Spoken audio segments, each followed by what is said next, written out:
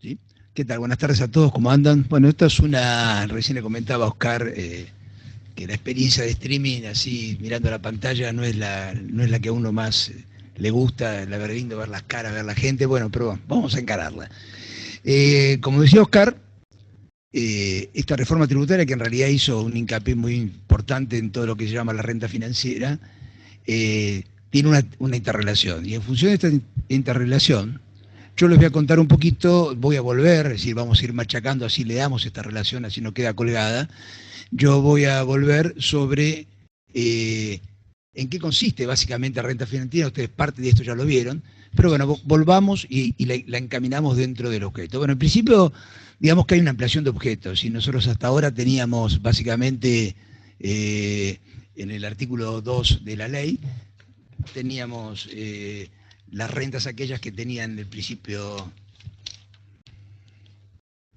los rendimientos, renta o enriquecimiento susceptibles de una periodicidad que implique la permanencia, la fuente que los produce, la habilitación, el famoso tema de las personas humanas, y que tenía que tener una habitualidad, que tenía que tener un seguimiento, una permanencia de la fuente. Y después estaba, es decir, estábamos acostumbrados, que en definitiva era el otro, la teoría, los enriquecimientos, renta o beneficios, que perciben las personas jurídicas, básicamente del artículo 69, que no tienen necesidad de tener estos requisitos que tenían en el anterior, y básicamente también se había incorporado una parte semicelular, que eran la renta de acciones, que en realidad no era celular, porque si bien se tomaba de alguna manera, también por el famoso artículo 47 del reglamentario, luego había que sumarlas y tomar el mínimo imponible, es decir, restar el mínimo imponible, etcétera, para poder sacar la renta. En realidad esto cambia a partir del 1 de enero del 18, ya estamos viviendo este tema, en realidad muchos lo van a terminar de ver cuando se sienten ahí por el mes de mayo, ahora ya los vencimientos en junio, se sienten en el mes de mayo a hacer las declaraciones juradas, muchos van a tomar conciencia de este tema, otros muchos no, pues ya está corriendo el impuesto, pero ya tenemos una ampliación del objeto, y la ampliación del objeto está basada básicamente en la enajenación, bueno, la utilidad proveniente de la generación de acciones, cuotas y participaciones sociales, cuotas partes comunes de inversión, títulos, bonos y demás valores, monedas digitales, que todo esto lo explicó, creo que en la clase de Roberto y de Domínguez, ¿no? De Marcelo Domínguez y Roberto, que ellos incluso ampliaron un tema, el material ha sido denso, como lo suelen hacer ellos, un muy buen material que estuve viendo. La incorporación que se hizo en el artículo 2 incorporó un nuevo inciso, que es la enajenación de inmuebles, transferencias sobre inmuebles, que lo comentaba Oscar, lo habló Carlos Sextatau de Mendoza, recién le apellido, de Mendoza, que también hizo una profunda análisis sobre el tema.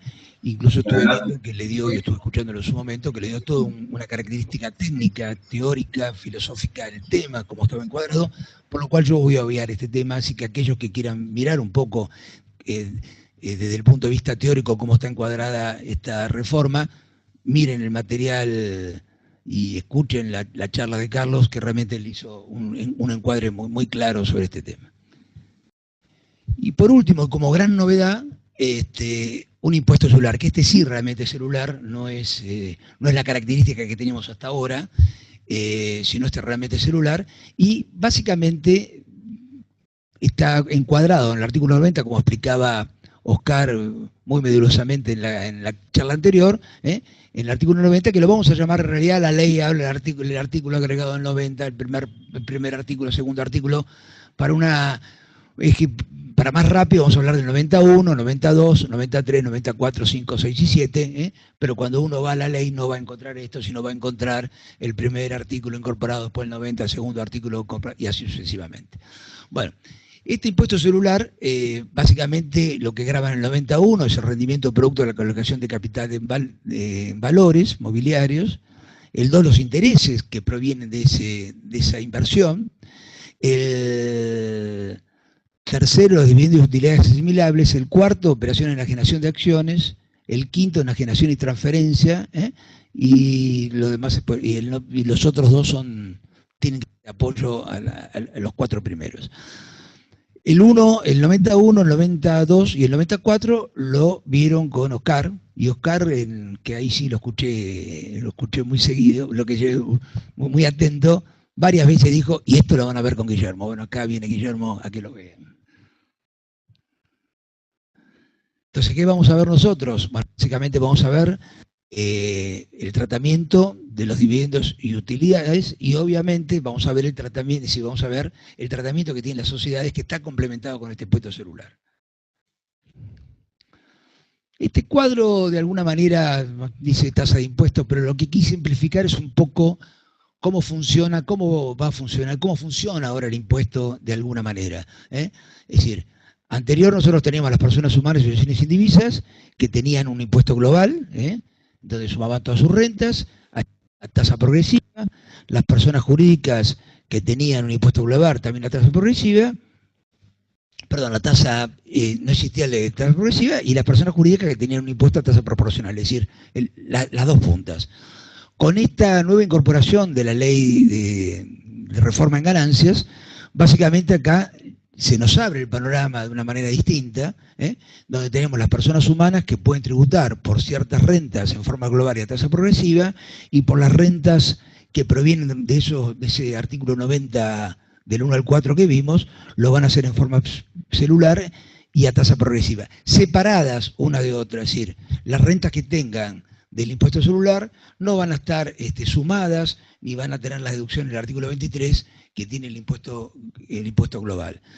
Incluso entre las rentas del impuesto celular, tal cual como explicó Oscar en la clase anterior, tampoco se juntan entre sí, incluso con los quebrantos, porque tienen quebrantos específicos una a otra, e incluso con las deducciones, porque algunas tienen deducciones adicionales y otras no las tienen. No voy a volver sobre el punto, porque ya se vio en la clase anterior, pero bueno, digamos que este tratamiento es un tratamiento celular. Había una duda, porque había un artículo 47 en el reglamento de la ley de ganancias, que todavía no está derogado, donde de alguna manera esto está relacionado con este impuesto semicelular que tenemos que hoy tenemos, o que teníamos hasta el 31 de diciembre de las ventas de acciones, del resultado por venta de acciones, que en realidad, si bien tenía una tasa del 15%, tenía una tasa particular, es decir, la renta esta se sumaba, y tenía las deducciones del artículo 23. Bueno, con este esquema, a partir del 1 de enero, eso no debe existir. De hecho, el reglamento que está dando vuelta por ahí, vamos a mirar algunos artículos, aclarando que el decreto reglamentario, hay varias versiones, no sé si vos viste, Oscar, alguna, pero hay varias versiones. Yo voy a tomar la que está colgada en la página de Repar, no le quiero hacer publicidad de Repar, pero no es el único que la tiene ahí colgada, pero ya les aviso que ese decreto tiene un par de versiones más dando vuelta. Bueno, básicamente con ese decreto, ese artículo 47 no está más, como es lógico que tenía que ser, en el nuevo decreto que decían que iba a salir para los últimos días de septiembre, que iba a salir para los primeros de octubre.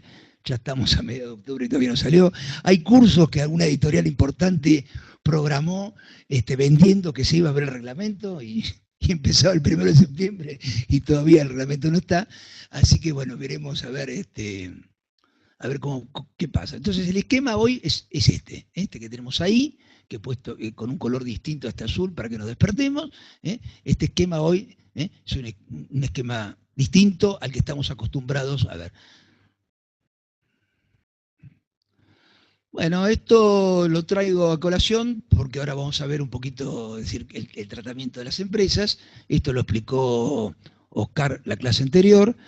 Básicamente, en el tema de las acciones, bueno, ustedes tienen claro que las empresas, perdón, mejor dicho, aquel tenedor de acciones, valor representativo de acciones, ADR o certificado de depósito de acciones, CDR, en función de que si se cotizan o no cotizan en bolsa, están grabados o no están grabados. Para no detenernos mucho en el CDR y en el ADR, Oscar en la clase anterior dio claramente claro este tema de los ADR y CDR. Lo volvemos a tomar porque en realidad hasta ahora los contadores no teníamos claro de esto. nuestros clientes lo tenían, pero como ninguno nos contaba que tenía estas inversiones, en realidad la profesión en líneas generales se desayunó después del 22 de junio, que existían algunos instrumentos financieros distintos a las acciones, y ahí aparecieron, e incluso con esta reforma que claramente están, aparecieron el ADR y el CDR, que en realidad el ADR básicamente son acciones argentinas que cotizan en el exterior, y el CDR son acciones de empresas en el exterior que cotizan en la bolsa. La utilidad de la venta de ADR está grabada con el impuesto, porque ustedes saben que en definitiva ya lo tienen claro a esta altura, que las acciones van a estar exentas, la utilidad, en tanto en cuanto cotizan en la bolsa, y si no cotizan en la bolsa no están grabadas, y los ADR, si bien son de empresas argentinas, no cotizan en la bolsa argentina, cotizan en las bolsas del exterior. Básicamente las empresas argentinas utilizan este instrumento para poder cotizar en las empresas del exterior. Si uno hoy mira el ámbito financiero, entra en el ámbito financiero general, va a ver esto, como hoy los mercados están todos muy calientes, y uno todos los días ve y dice, bueno, las empresas argentinas subieron, bajaron, bueno, lo hacen a partir de estos certificados de ADR. Es un contrasentido, ¿no? Porque si uno tuviera una acción de YPF, por ejemplo, y la vendiera y tuviera utilidades, la utilidad de esas acciones están exentas. Pero si uno tiene un certificado de ADR, que lo puede tener, de YPF, la utilidad de la venta de ese certificado está grabada. En realidad es un poco absurdo, pero bueno, así funciona. Me imagino que a correr del tiempo creo que esta reforma no sé si va a ser muy exitosa, así que me parece que con el correr del tiempo esto va a tener cambios. Bueno, y ahí entramos a partir de este tema, bueno, lo vimos desde el punto de vista del accionista, ¿no? Bueno, el accionista sí tiene acciones. Bueno, ¿qué pasa con las sociedades? Bueno, las sociedades también tuvieron varios cambios. Un cambio en la tasa y un cambio en el tratamiento de quiénes son los que pagan esa tasa. Nosotros estamos acostumbrados a tener así dos grandes temas. La sociedad de capital, que en algún primer momento eran solo las sociedades anónimas, que después se incorporaron las SRL ya hace muchos años, que después se incorporaron las comatitas por acciones y las comatitas simples. Y por otro lado, las demás sociedades, que casi no existen, las colectivas no creo que haya muchas quedado, las demás sociedades, las empresas unipersonales y las sociedades de hecho, que estaban por otro lado. Unas pagaban las sociedades en cabeza de la sociedad, las primeras del artículo 69, o la del 49A, que a su vez es de la 69, o la del 49B y siguientes, pagaban en cabeza de los dueños. Bueno, la primera gran reforma, y esto para integrar de alguna manera lo que está, es decir, la Argentina está tratando de entrar en la OCDE. Los que estuvieron en el Congreso de San Juan, hubo una charla, una de las charlas, entre paréntesis les digo que el Congreso fue muy bueno, este esquema realmente fue muy bueno, un esquema novedoso de realización del Congreso que creo que va a dar resultados futuros muy importantes. Y en una de las charlas del Congreso invitaron a alguien de la Cancillería, creo del Ministerio de Economía, que habló del tema de la OCDE, del ingreso, de las cosas que estaba haciendo Argentina, y entre una de las cosas que está haciendo Argentina es tratar de ir integrando con sus normas, con las normas de la OCDE, las normas anti-evasión de la OCDE, que esta reforma tributaria tiene varias, tiene por lo menos 5 o 6, y además de esto está tratando de integrar la tributación. Incluso nosotros tenemos que con Trump en Estados Unidos se rebajó muy fuertemente la tasa corporativa, y si Argentina no hacía esto, quedaba con los convenios internacionales, quedaba realmente al revés. También se está integrando en Sudamérica. Brasil todavía no tiene esta reforma, me imagino ahora con el cambio de gobierno va a tener alguna reforma distinta, pero Chile, Perú, Uruguay, México están en la línea esta que Argentina empezó a adoptar a partir del 1 de enero, que es en definitiva el sistema de integración, de una integración parcial entre los accionistas y las sociedades. Bueno, ¿qué quiere decir esto? Bueno, las sociedades van a pagar a partir del 1 de enero de 2020, si los balances iniciados a partir del 1 de enero de 2020, no a partir del 1 de enero de 2020, sino los balances iniciados a partir del 1 de enero de 2020. Así que aquel que inicie el 1 de febrero o que cierre el 30 de febrero del 21, bueno, será así, y aquel que cierre el 30 de noviembre del 21 será su balance iniciado el 1 de diciembre del 20. Entonces, van a tener una tasa del 25%. Hoy se acuerda que la tasa tenemos el 35%. Como tenemos una política de gradualismo que lamentablemente en economía desapareció, bueno, pero en impuestos sigue estando, esta política de gradualismo no quería pasar de un salto al otro. Igual se achicó porque el proyecto en realidad arrancaba el 1 de enero del 21 y después el Congreso lo transformó en el 20. Entonces la tasa ya para los ejercicios que se iniciaron el 1 de enero del 18, que se iniciaron el 1 de enero del 18, no los que vencen después del 1 de enero, sino los que se iniciaron. Es decir, que esto va a tener su correlato recién para los ejercicios cerrados el 31 de diciembre del 2018, recién va a tener este tratamiento. La alícuota bajó al 30%, para el 18 y para el 19.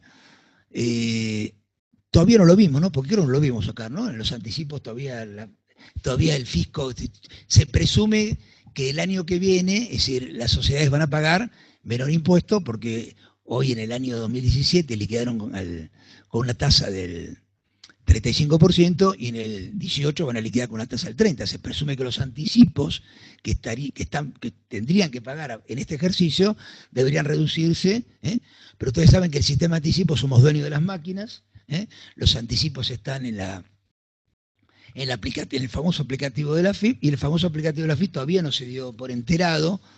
Sí se bajó para las personas humanas, pero todavía no se dio por enterado. Una de las preguntas que hacemos: ¿lo bajamos por nuestra cuenta? ¿No lo bajamos por nuestra cuenta? ¿Vamos a tener intimación? ¿No vamos a tener intimación? Bueno, si les interesa me lo preguntan y con Oscar lo discutimos. Porque con las preguntas vamos a hacer Oscar va a ser presentador, pero también va a ser partener, ¿ok? Dale. Así que ahí creo que es un tema interesante que ya lo estamos viviendo, aunque no tengamos que liquidar el impuesto, ya lo estamos viviendo con los anticipos.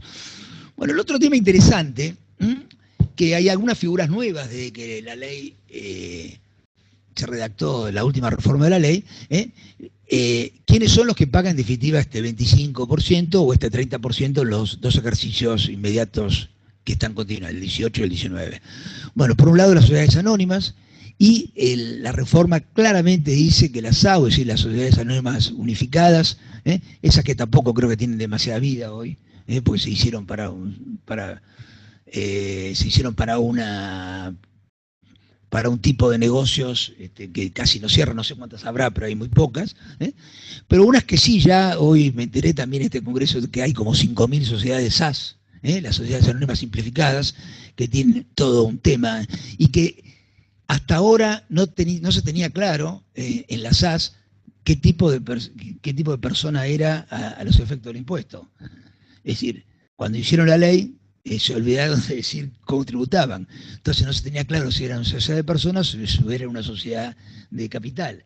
Si tributaba a tasa progresiva o si tributaba a tasa proporcional. Bueno, hoy con la reforma, es decir, es decir, nos entramos el 30 de diciembre cuando se hizo ley, que en realidad las SAS ya son, como lógicamente debía haber sido, y como lo dijimos nosotros en varias tribunas, en realidad las sociedades son sociedades de capital, pagan la alícuota de sociedad de capital.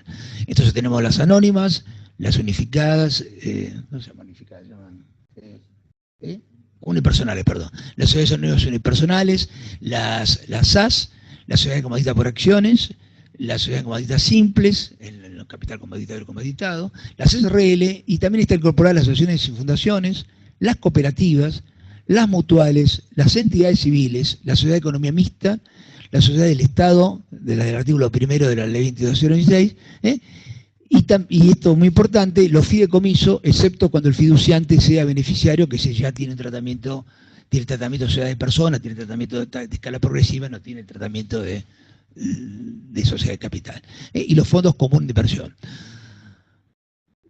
Un agregado importante: nosotros teníamos esta separación de sociedades de personas y sociedades jurídicas, las que pagaban la tasa progresiva, las que pagaban la tasa proporcional, pero ahora la ley le da la oportunidad a las sociedades del artículo 49b y a los fideicomisos, que serían las sociedades colectivas, que por ahí me dijeron que ya casi no existen, las unipersonales y las sociedades irregulares o las que están en la sección 4 de la ley de sociedades desde el punto de vista jurídico, pero bueno, los que antes eran sociedades irregulares, y los fideicomisos fiduciantes fiduciarios, que dijimos que en realidad no eran sociedad de capital, la ley les da la posibilidad de optar por tributar como sociedad de capital. En realidad, con dos requisitos: que lleven registraciones que permitan confeccionar el balance comercial y que mantengan la opción por un lapso de 5 años. En realidad está interesante este tema porque, es decir, aquel que tiene una empresa, bueno, hoy con esta reducción de alícuotas, acuérdense que si yo pago en cabeza de la persona, tengo hoy todavía una tasa marginal del 35%, que si bien los mínimos en los últimos 2 años se fueron subiendo los mínimos no imponibles, se fueron subiendo las escalas, hoy las escalas siguen, y con esta inflación que tenemos, es decir, siguen estando muy bajas, así que hoy la tasa marginal se llega enseguida. Es decir, antes, cuando años atrás, ¿te acordás, Oscar? Llegar a una tasa marginal, uno estaba en la tasa media del 9, del 11, del 15, del 20. Hoy nos sentamos a hacer las declaraciones juradas de este año y la gran mayoría de los clientes están en la tasa del 35. No en la del 35-35, pero está en la tasa del 32, 33 de promedio. Entonces, aquella persona física que paga una tasa marginal de 35, efectiva en 32, 33 de promedio, bueno, pagar el 25 es un tema. Entonces, en realidad lo tienen que analizar, y lo tienen que analizar a futuro. ¿Quién lo tiene que analizar? No creo que lo analice el contribuyente, sino lo vamos a tener que analizar nosotros los asesores, cuando en la charla también en San Juan, porque mi pacto en el Congreso llamaba hacer una tecnología 4.0, algo así, ¿no? Algo con ese nombre. En la charla, una charla que dio Marcelo Costa, que en ese momento era director general de fiscalización y 3 días después pasó a ser director administrador federal de la FIP, él dijo, bueno, es decir, los contadores y nosotros vamos a la preliquidación. Es decir, dentro de unos años está en el plan estratégico, dentro muy pronto vamos a mandar una preliquidación de todos los impuestos. Lo vamos a hacer con IVA al principio y lo vamos a terminar haciendo con ganancias. Es decir, que el papel del contador en la liquidación va a ser un papel secundario. El papel del contador va a tener que hacer un papel de asesoramiento. Bueno, acá tenemos, muchachos, acá tenemos que ponernos a tratar de asesorar a nuestra gente a ver cuál es el camino que le conviene. Y por otro lado, la alícuota del 41.50, que ya estaba la reforma anterior, la que se hizo a principios del 16, donde está grabada la explotación de juegos de azar en casinos y realización de apuestas en máquinas electrónicas o plataformas digitales.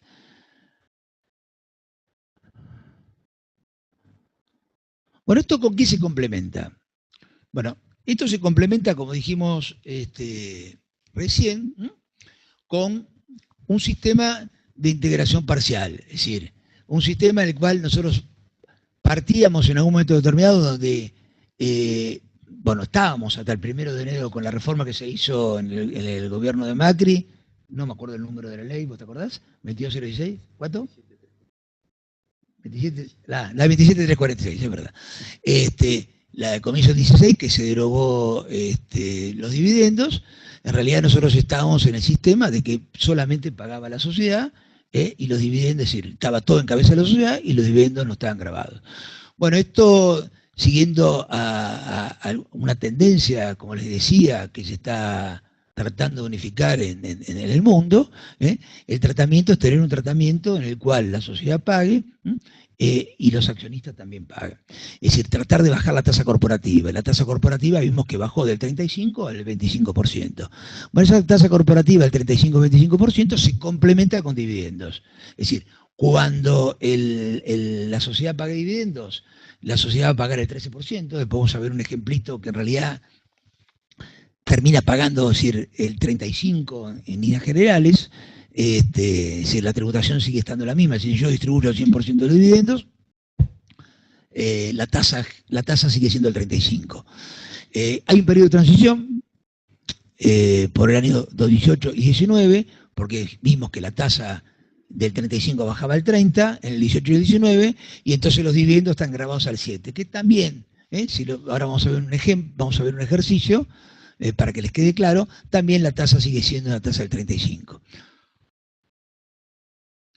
¿Quiénes son los que pagan? En realidad hablamos de dividendos, es una simplificación. En realidad es dividendos y utilidades. Es decir, porque vimos que todas estas, anónima, la sociedad anónima, la unipersonal, la simplificada, la comandita, las asociaciones, fundaciones, bueno, pueden pagar dividendos que en realidad provienen de la sociedad de capital o pueden pagar utilidades.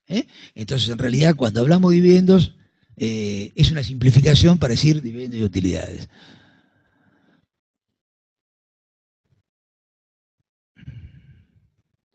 Bueno, acá hay un ejemplo, resultado en positivo, situación hasta el 2017 de 100.000, impuesto 35%, de impuesto, de alícuota, 35.000 pagó, le quedaban 65.000, el impuesto a la ganancia es de 35.000, en realidad tenía una tasa efectiva del 35%. En el 18 y el 19, resultado de positivo 100, 30% de impuesto, 30.000 paga en ganancias, 70.000 le queda, el 7% sobre 70 son 4.900, el impuesto total va a ser 34.900 y en realidad la tasa efectiva es 34.90. Y si ya vamos, que ya cuando querramos acordar ya estamos el 1 de enero del 2020, por ahí por un lado es muy rápido, por otro lado es un siglo, tenemos resultado impositivo 100.000, alícuota 25%, impuesto 25%, resultado 75.000. Ahí ya no estamos en el 7, sino estamos en el 13, que esa es la definitiva, la del 7 es temporaria, el impuesto a pagar es 9.750 y la tasa efectiva en definitiva va a ser 34,75%. Ahí no se ve bien con el sellito, pero es decir que no lo pudieron hacer mejor, pero en definitiva es casi igual, es decir, la tasa efectiva bajó muy poquito. Bueno, una reforma que también la ley, y ya más que reforma, siente este tema, son rentas de segunda categoría, en tanto no corresponde incluirlas en el artículo 49, esto está tomado de la ley, en el inciso J, los dividendos y utilidades, en dinero o en especie, que distribuyan a sus accionistas o socios de las sociedades comprendidas en el artículo 69, inciso A. En función de este tema, el dividendo puede estar dividido en computable o no computable. El dividendo computable, es decir, aquel que está grabado, que está grabado de la manera que vimos recién, con esta integración parcial, puede ser en efectivo, puede ser en especie, o puede ser en rescate de acciones, ahora lo vamos a ir desarrollando. Y el dividendo no computable, es decir, aquel que se distribuye, pero que en definitiva no va a pagar en cabeza del accionista, es el que deviene de acciones liberadas. ¿Por qué? Porque claramente esto lo dice la ley, después repásenlo. Yo le digo a mis alumnos, todo esto que explicamos acá, esto tiene que venir con una lectura de la ley. Una lectura por arriba, pero lectura de la ley definitiva que fija lo que uno ha escuchado. Ustedes no son alumnos, ustedes ya están en el ejercicio de la profesión, pero en definitiva, bueno, nunca viene mal mirar la ley. Bueno, el artículo 18, ¿para qué lo usamos? Lo usamos para imputar. Los dividendos de acciones de utilidades distribuidas por los sujetos del artículo 109 se imputarán en el ejercicio en que haya sido puesto a disposición, pagados o capitalizados, lo que ocurra primero. Es decir, que en realidad en el cuadro que vimos acá habíamos dicho por percibido, pero en definitiva, si bien el criterio es el percibido en función de cuando esté a disposición, cuando esté pagado y cuando esté capitalizado. El percibido no de percibir, sino estas formas de percibir, la tenemos que tener en cuenta.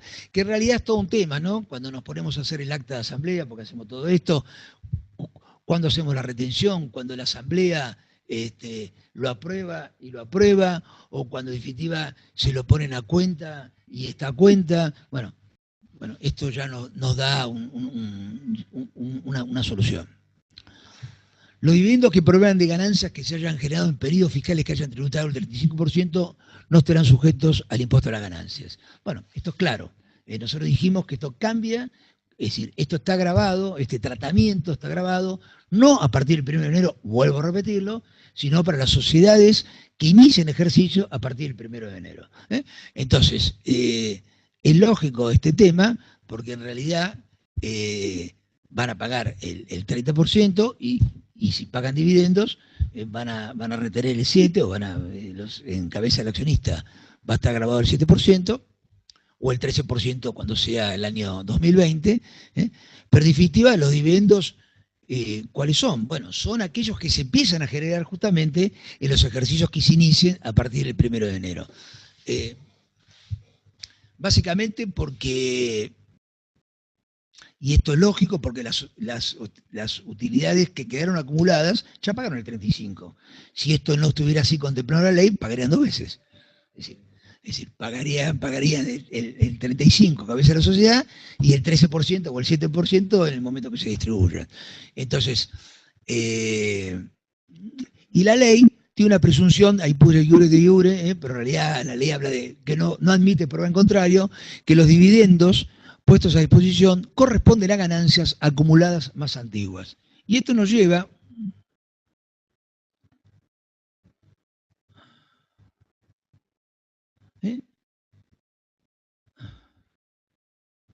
a que hagamos una especie vamos a hacer un ejercicio. Esto está tomado, creo que, de un artículo de Núñez, el ejemplo, así que me pareció que era un buen ejemplo, así que lo tomé, no me atribuyo la autoría de este ejercicio.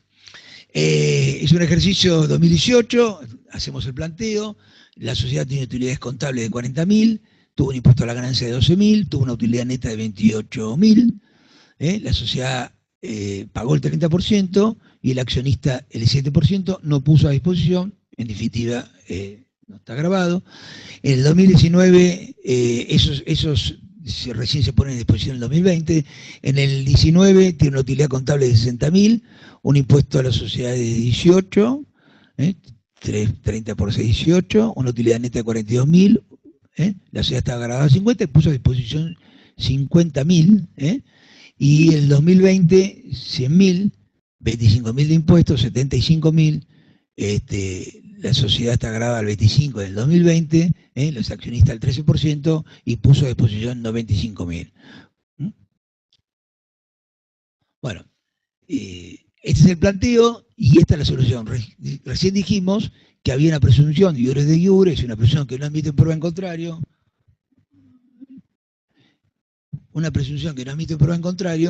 que en definitiva la puesta a disposición tiene que ver con la más antigua. Y esto funciona, así está puesto en la ley, un método de FIFO, es decir, primero entrado, primero salido.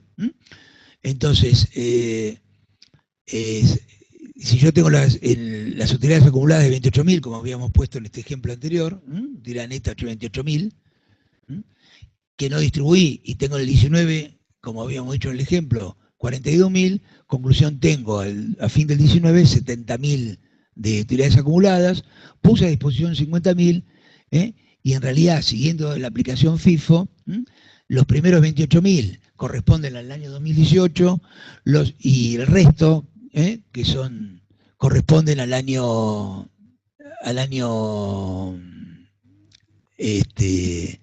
el resto de 50.000 corresponden al año 2019, es decir, 28.000 del 18, 22.000 del 19, suman en total 50.000. Acá no hay cambios, ¿sí? Porque en los dos periodos estos es del 7%, el impuesto pagado es 1960, 1.540.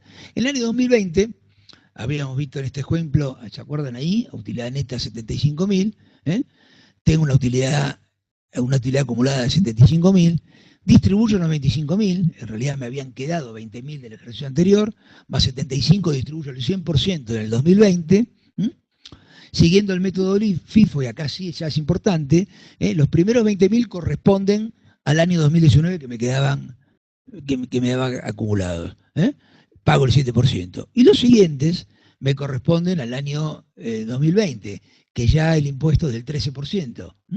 Fíjense que ahí distribuí el 100% de las utilidades acumuladas, 145.000, y pagué un impuesto de 14.650.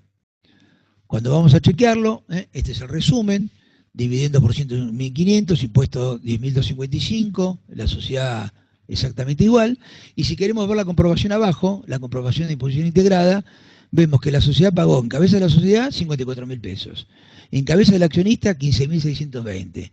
Total pagó 69.620. Si nosotros hubiésemos grabado el 100% de las utilidades, los 200.000 a una tasa del 35%, la sociedad hubiese pagado 70.000. Bueno, pagó 69.620. Esto es para ejemplificar un poquito lo que venimos charlando.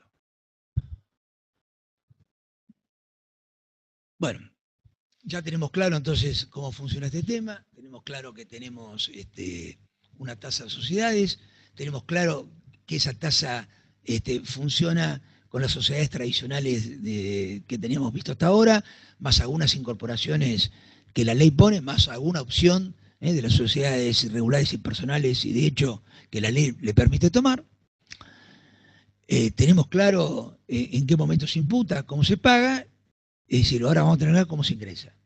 La ley obviamente siguió con el camino que ya estábamos acostumbrados, que es el camino más fácil, y que es aparentemente el lógico, que es la retención por parte de las entidades pagadoras de los dividendos y utilidades. Claramente está en la ley. Y hay un pago único y definitivo cuando se hace a personas humanas residentes no inscriptos, y hay un pago único y definitivo cuando esto se hace beneficiario del exterior.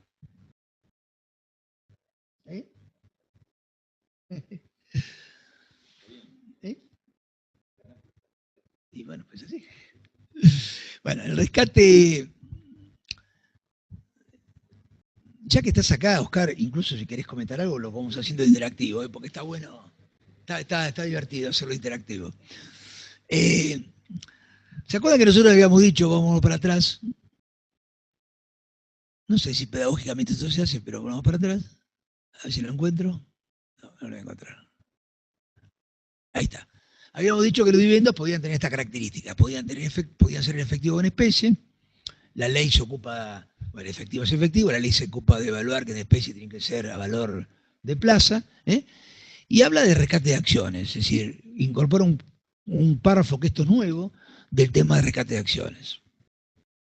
Y en realidad, lo que está diciendo la ley es que el rescate de acciones el rescate de acciones es un dividendo, se interpreta que es un dividendo, y que este dividendo está grabado como los dividendos. En realidad es todo un tema que creo que va a dar lugar a discusiones jurisprudenciales. Ya alguna la adelantó Fernando García en un primer artículo que hizo ahí a fines de que se conoció a principios de enero, pero que se hizo ante la ley. Y en realidad él dice que esto, y la doctrina en líneas generales, el primero que leí fue el de él, pero varios en líneas generales dicen lo mismo, que en realidad esto que está haciendo el legislador, en realidad no es del todo correcto, porque en líneas generales se interpretan que este tema de dividendo, cuando hay un rescate de acciones, es un rescate obligado, es un rescate que el accionista no tiene forzoso, es decir, las palabras que utiliza Fernando, y que él cree que de la misma manera que hubo jurisprudencia de la Corte en el tema de las indemnizaciones y básicamente en el tema de expropiaciones, donde la Corte justamente dijo que cuando hay este tema de ingresos forzosos, es decir, no deberían estar grabados, lo dijo en otras palabras, pero digamos que esto es así, él cree que este es un camino para profundizar el tema llegado el momento. Así que bueno, planteamos que este es un tema donde la doctrina no está conteste en que tenga feliz término, y básicamente lo que dice la ley es que, bueno, cuando hay un rescate de acciones, hay el dividendo, el dividendo en realidad está evaluado entre el importe del rescate y el costo computable, que esto es lo lógico, es decir, en realidad, si me pagaron 100 y a mí me costó 50 o me costó 60, 40 son el teórico dividendo que tengo. Y este costo computable está tomado por el precio neto menos las utilidades acumuladas, menos las reservas que tengan que ver con las utilidades, y hasta ahí hablaba la ley.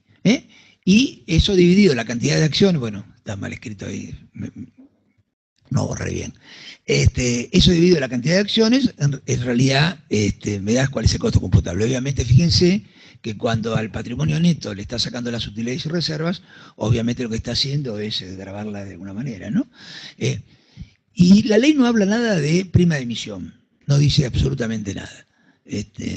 Incluso alguna doctrina dice que las primas de emisión en realidad no deberían tener el tratamiento de dividendos. Bueno, contrariamente a esto, el decreto reglamentario, que lo marco para que lo tengan, no empecemos a profundizar algo que después no sale, pero el decreto reglamentario claramente en el artículo, ahora no lo voy a encontrar porque no lo marqué, pero bueno, claramente dice que las primas de emisión hay que considerarlas dentro hay que restarlas del precio neto. Esto también va a traer ruido. El 149 de la ley, del decreto reglamentario. No, podríamos hacer ejercicio, no lo profundizaría más, porque tampoco esto es una herramienta que haya demasiados rescates. Sí, téngalo para tenerlo presente, llegado el momento, bueno, si alguno tiene uno, profundícelo, pero no creo que sea una herramienta de todos los días. A ver.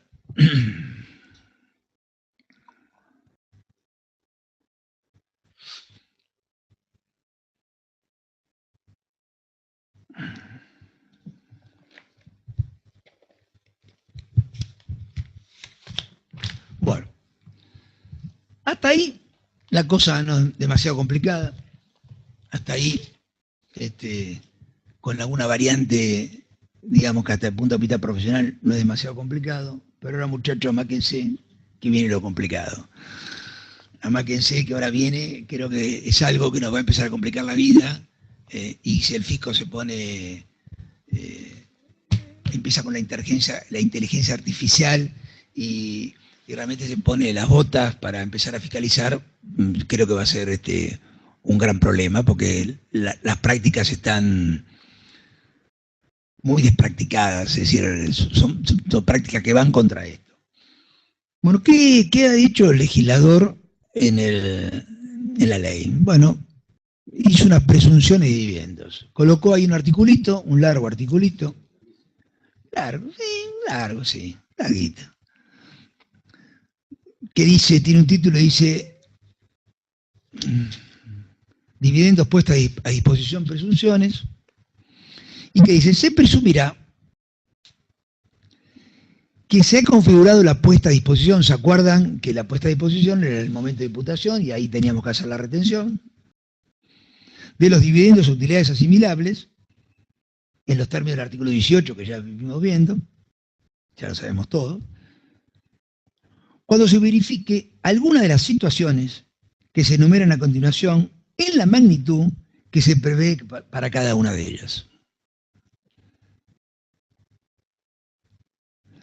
Yo hice un resumen, básicamente, para que haya un dividendo alguien lo tiene que cobrar. Entonces, ¿quiénes están comprendidos? Bueno, están comprendidos los titulares, propietarios, socios, accionistas, cuotapartistas, fiduciantes o beneficiarios de los sujetos del artículo 61, es decir, los distintos nombres de los dueños cuando tengo acciones soy accionista, cuando tengo una sociedad soy socio, pero son los distintos nombres del que es el dueño de la sociedad que paga los dividendos, ¿está bien? Pero acá no termina la cosa. Acá el legislador, cuando uno lee el artículo, lee la primera parte del artículo, lo nombra a estos, pero váyanse al final del 46.1 y se van a encontrar con una sorpresa. Dice, también se considerarán que el mismo tratamiento cuando se paguen a los cónyuges o convivientes de estos titulares de arriba, de los titulares, propietarios, socios, accionistas, cuotapartistas, etcétera, etcétera. Una primera, es decir, que entonces ya no es que me paguen a mí, sino también que le paguen, que hagan, ahora vamos a ver, que hagan ciertas cosas que vamos a ver con los titulares y que hagan ciertas cosas que vamos a ver con los cónyuges y ya hay un primer agregado de los convivientes, que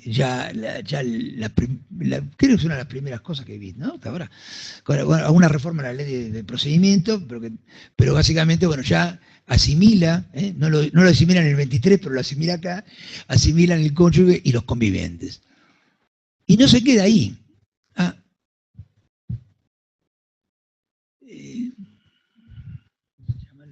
Y no se queda ahí, sino que están los ascendientes y los descendientes en primero y segundo grado de consanguinidad y afinidad. Ahí está cortado. Es padre, madre. No, la pregunta es, me parece que yo había hecho es el que yo traje del que estamos pasando, ¿sí? Bueno. Bueno, entonces lo habré puesto en otro. Bueno, es padre, madre, suegro, suegra, porque en realidad ascendiente, descendiente, pero es padre, madre, suegro, suegra, hijo, hija, nuera, yerno, y nietos. Es decir, entonces, para las cosas que ahora vamos a ver, titulares o propietarios, cónyuges o convivientes, padre, madre, suegro, suegra, o la sociedad del artículo que opten por tributar como sujeto del artículo 69.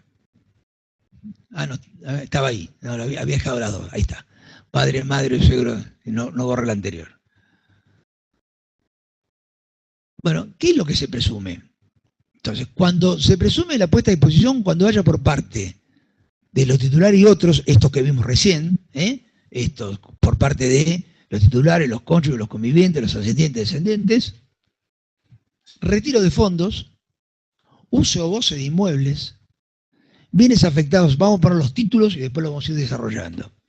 Bienes afectados a garantías, transferencia de bienes entre sujetos y los entes, los gastos efectuados por la empresa a favor de los socios y los pagos de sueldos, honorarios u otras remuneraciones si no puede probarse la efectiva prestación del servicio o su falta de adecuación a la naturaleza de la prestación. Entonces, retiro de fondos es algo que habitualmente ahora vamos a ir profundizando, lo vemos en nuestras sociedades. Uso o goce de inmueble también lo vemos, En realidad estas sociedades que se hicieron, bueno, ahora con el artículo 38 del blanqueo, muchas desaparecieron, pero las famosas sociedades que se hicieron ahí por los años 70 y más adelante, donde lo que hacía la gente era poner los inmuebles a nombre de las sociedades, y después, obviamente, como era su casa habitación, vivían en ellos. Muchos clientes los hicieron, muchos profesionales hicieron esto. Les cuento que si el fisco los encuentra, lo que estaba haciendo era ajustarlos por artículo 73, por disposición de fondos terceros. Como el fisco mucho no hizo, tampoco mucho, nadie se enteró, pero ya esto tenía una mala consecuencia. Ahora vamos a la consecuencia de estas prácticas, que ahora va a ser peor. Los bienes afectados a garantías, y los dos últimos son los graves, los que vemos todos los días, ¿no? Los gastos efectuados por la empresa a favor de los socios, que te pago la prepaga, que te pago la tarjeta de crédito, que te pago la luz, o los pagos de sueldo y honorarios, que también esto es muy común. Bueno, retiro de fondos. Vamos a leer un poquito la ley y vamos a ver qué es lo que dice el reglamento. No hay una filmina de esto.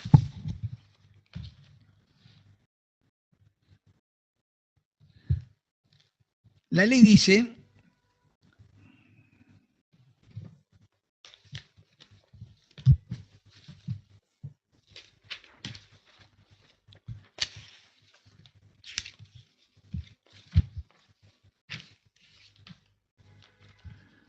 ordenando el material.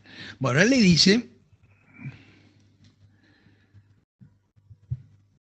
que cuando los titulares propietarios, etcétera, realizan, es decir, acuérdense que decía, se presumirá que se ha configurado la puesta a disposición de dividendos, cuando los titulares, convivientes, yerno, nuera, etcétera, realizan retiro de fondos por cualquier causa y por el importe de tales retiros. Es decir, que cuando realicen esos retiros de fondos, van a ser dividendos.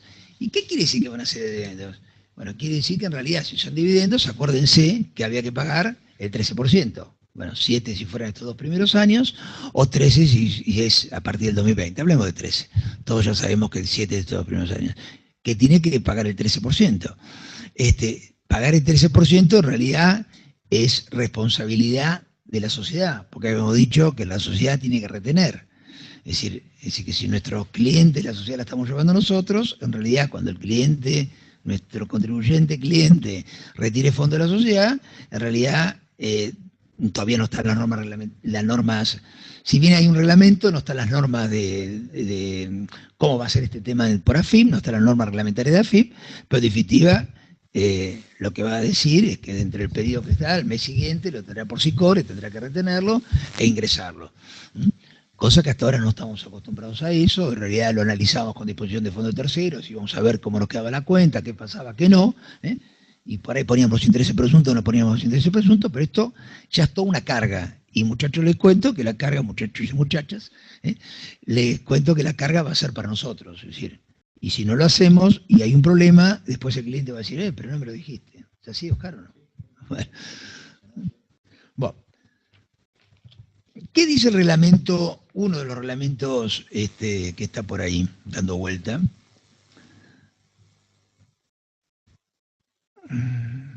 Dice que los retiros de fondos son aquellos que se efectivicen durante un ejercicio fiscal y hasta el límite de las utilidades acumuladas y no distribuidas del ejercicio inmediato anterior, incluyendo las utilidades líquidas y realizables, las reservas de utilidades y las primas de emisión. A la fecha de cada pago, es decir, a la fecha de cada retiro, estarán sujetos a la retención prevista en el artículo 93 de la ley. Es decir, ténganlo en cuenta, vamos a verlo, yo creo que el día que salga el reglamento me parece que vamos a tener que dar toda una charla, porque muchas de las cosas que se hablaron hasta ahora van a ir modificándose en función del tema. Y la ley dice que son retiros de fondos, los retiros de efectivo, ya sea en moneda nacional o extranjera, así como también de cualquier valor negociable, sea o no susceptible de ser comercializado en bolsas o mercados. Así que no solo retiro de fondos, el retiro del cash, sino cualquier cosa que se pueda comercializar, cheques, etcétera, etcétera, etcétera. Bueno, uno de los planteos que se hacían acá es qué pasaba si yo devuelvo la plata, si me la llevo y la devuelvo. Cuando se acredite fehacientemente que su destino responde, es decir, no será configurado como retiro de fondos, cuando se acredite fehacientemente que su destino responde a operaciones realizadas, este es otro tema, que responde a operaciones realizadas en interés de la empresa. Y el 66.5, esto está en el 66 del reglamento, les leí el 66.3 y 4, y el 5 dice, en la medida que haya devolución total o parcial de los fondos, deberá ser, y se hayan hecho las cosas bien, cuando retiré los fondos, hice la retención y pagué la retención, pero después resulta que pasó esto y en algún momento determinado devolví los fondos a la empresa. Argentina no es verde, pero puede llegar a ocurrir.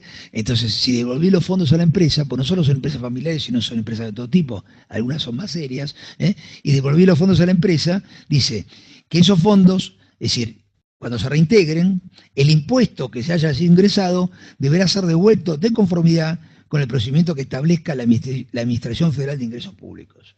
Es decir, ¿cómo funciona esto entonces? Hagamos de cuenta que el ejercicio es 1 de enero, 31 de diciembre, yo en el mes de febrero retiré fondos, esos fondos eran superiores al monto acumulado, como vimos anterior, en abril retiré fondos, la empresa hizo lo que tuvo que hacer, retuvo el 13% sobre esos fondos, en abril retuvo el 13% sobre esos fondos, bueno, en mayo, en julio, yo devuelvo esos fondos.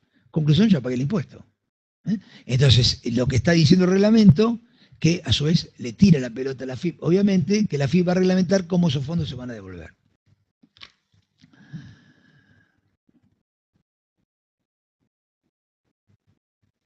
Y una cosa más dice, fíjense, y esto va a jugar ahora, en dicho supuesto, es decir, yo retiré el dinero y después lo devolví. En principio no tengo dividendo, entonces no corresponde que pague el dividendo, porque definitivamente, como lo devolví, nunca saqué dividendo, conclusión, todo esto quedó en cabeza de la sociedad, que la sociedad va a pagar el 25%. ¿Estamos de acuerdo hasta ahí? Bueno. Dice, dicho supuesto, deberá aplicarse respecto de esos retiros las disposiciones del artículo 73 de la ley. Y ahora vamos a parar acá y vamos a ver el 73 de la ley, que ya lo conocíamos, que era la disposición de fondos terceros, que tiene algunas modificaciones. Porque en realidad, ¿qué quiere decir esto? Quiere decir que está bien, yo retiré los fondos, los devolví, en definitiva no tengo dividendo, pero en definitiva saqué fondos. Y como saqué fondos que no correspondía ponerlo, hice una disposición de fondos de terceros que corresponde que se aplique el 73. ¿Qué dice el 73? Bueno, ya lo conocíamos, la procesión se tiene a todos los sujetos del artículo 49, no solo de lo del 69, sino todos los demás. Cambia la forma de calcular la ganancia prefunda. ¿Se acuerdan que antes era la tasa del Banco Nación? Bueno, ahora dice, si la disposición de fondos se presume un interés anual, el reglamento habla de esto, ahora vamos a ver, y si hay disposición de bienes, se presume una ganancia anual sobre inmuebles del 8% anual valor corriente en plaza, sobre el resto de los bienes del 20% anual del valor corriente en plaza.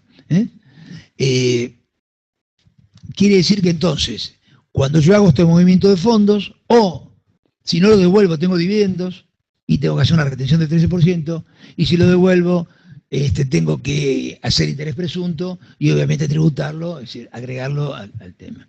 ¿Queda claro este tema? ¿Queda claro, Carlos? Sí, se imaginan ustedes el manejo de las empresas familiares que la profesión tiene el 95%. Acá Oscar me dice que es impracticable. Es impracticable, pero está. Está. Es decir, y quiero que seamos conscientes de esto, porque de alguna manera me parece que tenemos que hacer docencia, puede ser que la docencia nos frustre, pero me parece que tenemos que hacer docencia con nuestros clientes y tratar de ir encauzando este tema, ¿no? Bueno, uso goce de inmuebles.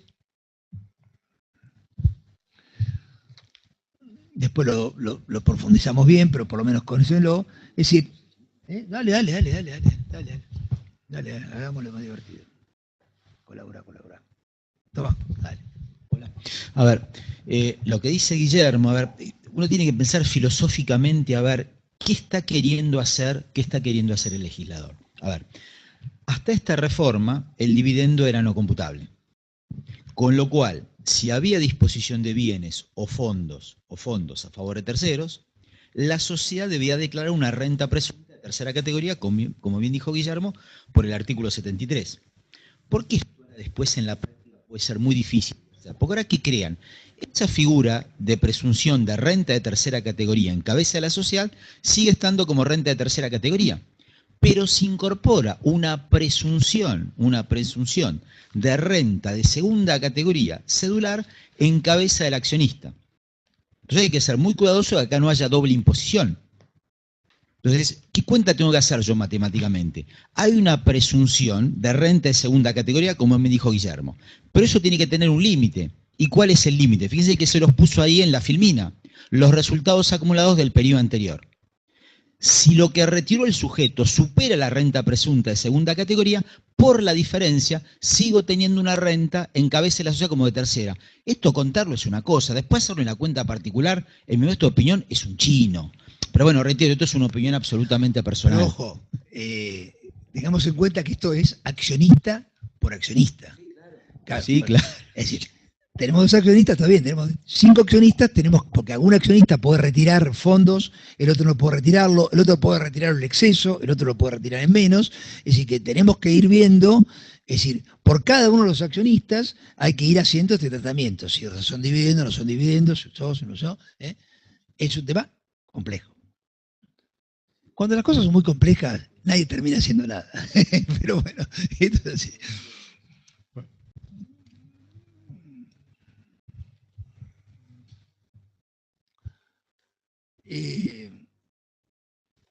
A ver, cuando hablamos del uso y goce, ¿qué dice la ley?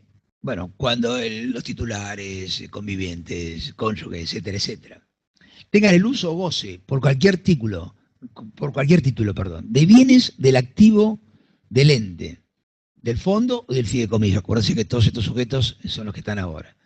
En este caso se presumirá, admitiendo contrario, esto es importante, admitiendo por el contrario, acuérdense que el admitir por el contrario es efectivamente lo que estoy haciendo, revertir la carga de la prueba. Es decir, parte de un hecho, parte de la presunción la presunción es parte de un hecho cierto, que por la interrelación con el hecho imponible presume un hecho futuro. Es decir, el fisco lo que tiene que hacer es probar el hecho cierto. Es decir, que el fisco lo que va a tener que probar es que se está utilizando, yo puse inmuebles, en realidad de bienes, no es inmueble.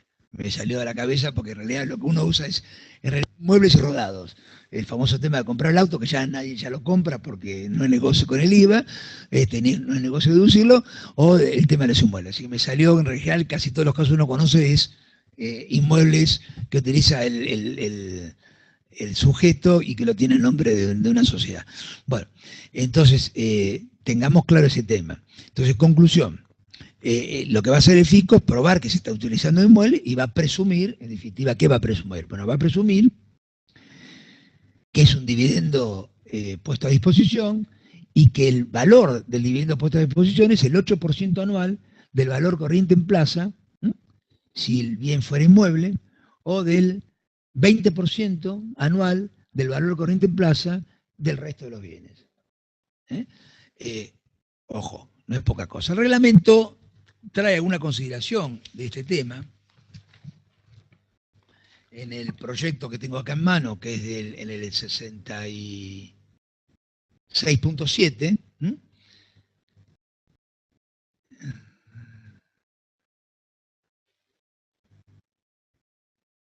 Dice que en realidad no procederá cuando el contribuyente pudiera demostrar que el uso de los bienes le hubiera generado una retribución inferior a la prevista en este inciso, que se hubiera fijado en condiciones de mercado como entre partes independientes. Es decir, que en realidad esa admisión de prueba en contrario, en realidad uno podría, lo que podría hacer el contribuyente es decir, también tengo el uso de inmueble, pero en realidad no me genera el 8%. En realidad me genera un valor, que generalmente lo podría ver con valor de plaza, bueno, habría varias relaciones para ver, y en realidad ese valor que es menor debería ser entre partes independientes. Y varias veces lo dice la ley, lo vamos a ir viendo, entre partes independientes, es decir, en varios incisos del reglamento, mejor dicho, habla entre partes independientes. Y por ahí el reglamento, este proyecto de reglamento, tiene un articulito que es el 6610, que prácticamente, y lo va repitiendo en varios, que dice que este tema de las partes independientes en realidad deberá aprobarse con una certificación, agárrese muchacho, de contador público independiente. Así que vamos a tener trabajo. No sé si lo vamos a cobrar, pero vamos a empezar a tener trabajo. Bueno, el tercero son bienes afectados a garantía. Vamos a ir un poquito más rápido. Cualquier bien de la entidad o fondo o fideicomiso esté afectado a la garantía de obligaciones directas o indirectas de los titulares y se ejecute dicha garantía. Esto era muy común, ¿no? Yo pongo el bien, la ejecuto, mando la pérdida, es decir, un bien que después no, saco un préstamo, no pago el préstamo, pongo garantía, lo hago en forma personal, bueno, en definitiva mando la pérdida a la sociedad, esto era muy común, bueno, ya no se puede hacer más, es un dividendo. La transferencia de bienes entre sujetos cuando no correspondan a precio de plaza, y las dos que vienen las vemos todos los días. La primera es cualquier gasto que los sujetos comprendidos en el artículo 69 realicen a favor de sus titulares propietarios, convivientes, yernos, nuera, nietos, etcétera, que no respondan a operaciones realizadas en interés de la empresa por el importe de tales erogaciones, excepto que los importes fueran reintegrados. Conclusión, lo que contaba al principio, y que lo vemos todos los días. La obra social que se hace cargo, la prepaga, mejor dicho, la prepaga que se hace cargo la empresa, la luz, el gas, el supermercado que es la empresa, las expensas, la cuota del colegio, el café con leche a la mañana y compañía. Bueno, todas esas cosas ahora van a ser dividendo. Todas esas cosas van a ser dividendo. En realidad, ¿qué hacía uno? Las ponía como gasto, las ponía como gasto, en realidad, y bueno, ahora no van a ser gasto, van a ser dividendo, la sociedad va a pagar el 25%, pero en realidad después va a tener que pagar el 13% como retención, sale de la misma canasta todo, porque cuando en definitiva la retención de la seguridad social la termina pagando la sociedad, después se lo debería de contar al accionista, pero en realidad la tributación de la sociedad va a pasar a ser el 35%. Y esto hay que hacerlo gasto por gasto. Me imagino que será periodo por periodo, será mes por mes, cuando uno presenta el SICOR en el mes siguiente, pero hay que hacerlo de esta manera. Y en definitiva, acuérdense que hay que hacerlo accionista por accionista. Y acuérdense que tenemos el límite del anterior. Entonces, como decía Oscar, es decir, si yo tengo un accionista, es decir, el límite, por ejemplo, son 1.000 pesos. No sé si tengo un ejercicio, ¿no? Sí, pero creo que tengo un ejercicio. A ver. Ahí tengo un ejercicio, ahora se los muestro. Tema.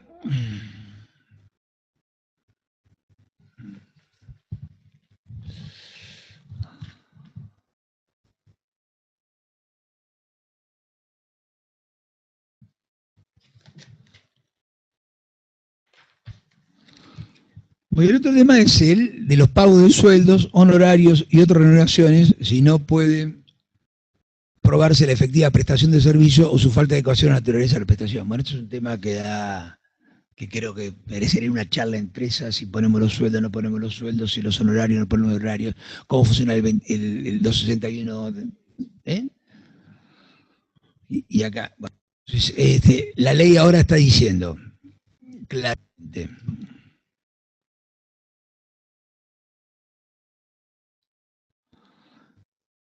Cuando perciban sueldos, honorarios o remuneraciones, en tanto no pueda probarse la efectiva prestación del servicio o que la retribución pactada resulta adecuada a la naturaleza de los servicios prestados o no superior a la que se pagaría por terceros. bastante complicada el tema en cuestión. En realidad la ley ahí dice, a los fines de mostrar la realización de operaciones como si fueran fijados entre partes independientes, el reglamento, los sujetos comprendidos en el artículo 69 deberán presentar en los términos y con los requisitos que disponga la AFIP un informe suscripto por contador público independiente del que se desprenda, dependiendo de la operación de qué se trate, las razones que fundamenten su cumplimiento. Artículo 66.10 del proyecto de este reglamento que está dando vuelta. Claro, acá me dice, dale, toma, dale. Vamos a hacerlo más entretenido. Ya después de una hora es mejor hablar de a dos. Déjalo abierto. Prende. Por ejemplo, a ver, a un gerente que puede tener, que es accionista por un cargo de, no sé, de gerente de recursos humanos, le pago 2,5 millones de pesos por mes. A ver si eso respeta las condiciones de práctica de mercado. ¿Qué me va a decir el fisco? A lo que excede el precio normal que ganaría ese gerente, que no es accionista comparado con el gerente accionista, una parte es sueldo gasto deducible y la diferencia son dividendos presuntos. Pero esto es una cosa contarlo por micrófono, otra cosa es sentarlo a hacerlo, como dice Guillermo, accionista por accionista en la cuenta particular. Es complicado en la práctica.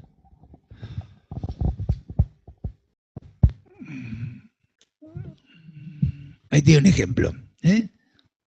También está tomado de una publicación. Empresa XX, pues si alguien lo pensó, vamos a respetárselo. Empresa, creo que este es un ejemplo que está en un artículo de Núñez. Empresa XX, ciudad anónima, cierre 31/12 del 19, utilidades acumuladas al 31/12 del 18, socio A con participación 40%, B con 50%, C con 10%. El socio A retira 2.800 pesos en mayo del 19, el socio B retira 3.000 pesos en mayo del 19 y el socio C retira 1.300 pesos en junio del 19. Cálculo de dividendo ficto. A tiene un 40% sobre 6.000. Son 2.400 pesos. A 6.000 es la utilidad, perdón, falta ese dato. 6.000 es la utilidad acumulada. Acuérdense que funcionaba como límite. Entonces, A tiene 40% sobre 6.000, B sobre 6.000 y C tiene el 10% sobre 6.000. Son 2.400, 3.600, 6.000. A retira 2.800, tenía como límite 2.400, ¿se acuerdan que entonces lo teníamos que hacer uno por uno? Tenía como límite 2.400, en realidad tiene un excedente de 400. B retiró 3.000, tenía 3.000 que le correspondían de la actividad acumulada, no tiene excedente. Y C retiró 1.300, ahí en el ejemplo, tenía 600, 1.300 más 600 le da 700. Si tenemos 10 socios, si tenemos esas pizzerías o esos restaurantes que tienen 10, 15 socios, está bien que los socios son capitalistas y nadie retira nada, ¿no? Pero bueno, a medida que tengamos... Y acuérdense que estos no son socios. Si viene la esposa de alguien y se lleva plata, lo mismo. Si viene la nuera, el suegro, el padre, el hijo, el nieto, lo mismo, Es decir, que estas sociedades familiares, que muchas veces tenemos este tema, bueno, tenemos que hacerlo uno por uno. Obviamente lo vamos a hacer en cabeza se lo va a llevar el conviviente, el cónyuge, el nuero, la nuera, etcétera, el yerno, la nuera, pero en definitiva lo haremos en cabeza del socio de eso, ¿no? Es decir, el cónyuge del conviviente no son socios de la sociedad, no tienen para hacerlo, se lo tendremos que calcular. Esto que parece lógico, bueno, lo remarco por la duda, ¿no? Bueno, dividendos fictos. Habíamos dicho que A retira 2.400, entonces por 2.400 va a haber que tener una retención del 13%, ¿está bien? Porque el límite era ese, y está bien que el límite sea ese, porque en realidad él no puede retirar más que las utilidades acumuladas.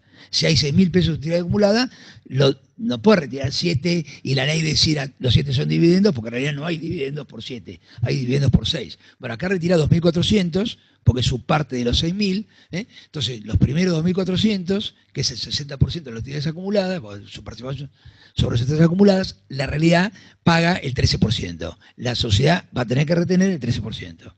Y el resto de los 400, porque en realidad se llevó 2.800, ahí hay disposición de fondos terceros. Entonces hoy el 46 con el 73 casi le damos bola. Es decir, no es académico, pero sí, lo teníamos por ahí, algún intereses presuntos, por ahora lo tenemos que ir mirando todo el tiempo. Lo mismo pasa con el B. El B había retirado 3.000 era el límite, todo era dividendos, conclusión, la empresa le va a retener el 13% sobre 3.000. Y el C, exactamente igual, a la 600, 700 por disposición de fondos, se llevó 1.300, 600 va a tributar el 13% por retención y 700 va a tener intereses presuntos, y en definitiva la sociedad va a tributar por eso.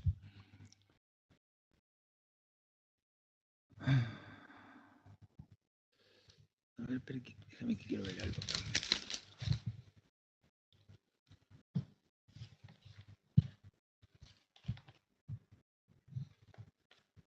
El reglamento tiene páginas, 90 páginas. Es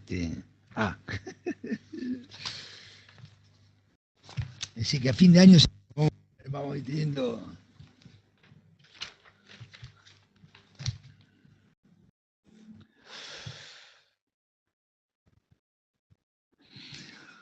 Para terminar de este tema y dejarlo ahí, habíamos visto que la disposición de fondos terceros funcionaba de esta manera, la relacionamos. Entonces, el reglamento dice, a los efectos de la aplicación del artículo 73, el proyecto de reglamento, ¿no? Se entenderá que se configura la disposición de fondos o bienes que dicha norma contempla, cuando aquellos sean entregados en calidad de préstamos, cualquiera sea la naturaleza y la residencia del prestatario, y el grado de vinculación que pudiera tener con la empresa que gire los fondos, sin que ello constituya una consecuencia de operaciones propias del giro de la empresa o deban considerarse generadoras de ganancias grabadas. Acuérdense que el giro de la empresa, entre partes independientes, lo tiene que probar un contador público con una certificación.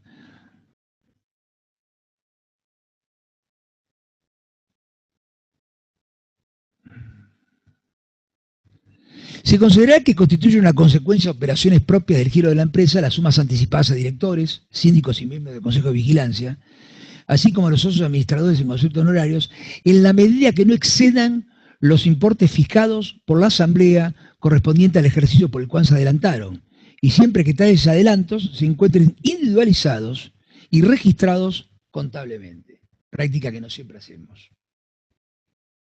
De tratarse de exceder de tales importes, y tratándose de directores, síndicos y miembros de vigilancia, se le dará el tratamiento del 46.1 de la ley que vimos que son retiro de fondos. Claro, el tratamiento de impuesto celular, es decir, no va a pagar, sino va a pagar el impuesto celular que vimos recién, es la retención de recién.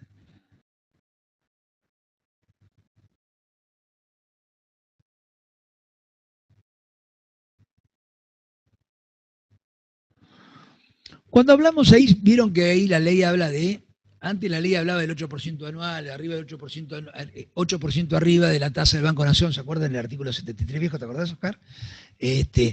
Bueno, ahora dice anual sobre inmuebles, disposición de fondos se presume en interés anual y lo deja la reglamentación. La reglamentación dice, en caso de disposición de fondos, la presunción del 73 se determinará en base al costo financiero total o tasa de interés compensatorio efectiva anual, calculada conforme a la disposición del Banco Central de la República Argentina, que publique el Banco de la Nación para operaciones de préstamo en moneda extranjera aplicable de acuerdo a las características de la operación y del sujeto receptor. Esto va a ir subiendo todos los días. O con una tasa del 73%, bueno, es un negocio complicado. Bueno, un tema más. Y con esto cerramos de alguna manera este tema. ¿Se acuerdan que nosotros teníamos práctica que no demasiado se hizo? Teníamos ahí en el artículo 69, a continuación 69.1, que hablaba de un impuesto de igualación. El impuesto de igualación en realidad era una retención que tenía que hacer la sociedad cuando pagaba dividendos que no provenían de utilidades impositivas que hubiesen pagado. Es decir, esto generalmente se daba en sociedades que tenían tratamientos preferenciales, promocionales, etcétera, que obviamente tenían deducciones que les permitían pagar menos impuesto a las ganancias, que distribuían utilidades contables mayores a las impositivas, si era al revés nunca se daba, pero si era, sí, utilidades contables mayores a las impositivas, que en definitiva no pagaban impuestos porque habían tenido un tratamiento preferencial. Lo que quería hacer el legislador, cuando eso estaba en cabeza del accionista, la sociedad tenía que hacer una retención del impuesto. Bueno, esto como ahora se ha dividido y ahora hay retención, ahora hay tributación en cabeza de la sociedad y tributación en cabeza del accionista, como vimos recién, porque acá lo que se está privilegiando es que la sociedad no distribuya dividendos. La ley dice que el impuesto de corporación, por artículo 83 de la 27430, está derogado para los ejercicios que se inicien a partir del 1 de enero del 2018, está derogado el impuesto de población. Igual hay que hacer el famoso tema de las utilidades acumuladas. Si yo mientras yo distribuya dividendos que se apoyen con las utilidades acumuladas al 1 de enero del 18 o al 31 de diciembre del 18, mejor dicho, me estoy equivocando, a utilidades acumuladas al primer día, sí, bueno, diciembre, está bien, pero ¿qué pasa si yo inicio un ejercicio el 30 de junio de 2018? Inició el 1 de julio del 18. Estamos lo mismo. Claro, es decir, esta es la tendencia de hablar siempre el 1 del 18. Acuérdense que esto es los ejercicios que se inician a partir del 18. Si yo tengo una sociedad que cierra el 30 de junio del 18, sí, se da cuenta uno en realidad, que se inicien a partir, ya no lo puse en la firmina, que se inicien a partir del 1 de 18. Yo tengo un ejercicio que cierra el 30 de junio del 18, las utilidades acumuladas hasta ese ejercicio que distribuya en ejercicios posteriores, eso va a haber impuestos de igualación, no las que se inicien, y con el sistema FIFO. El último entrado, primero salido, las más antiguas se presumen que están.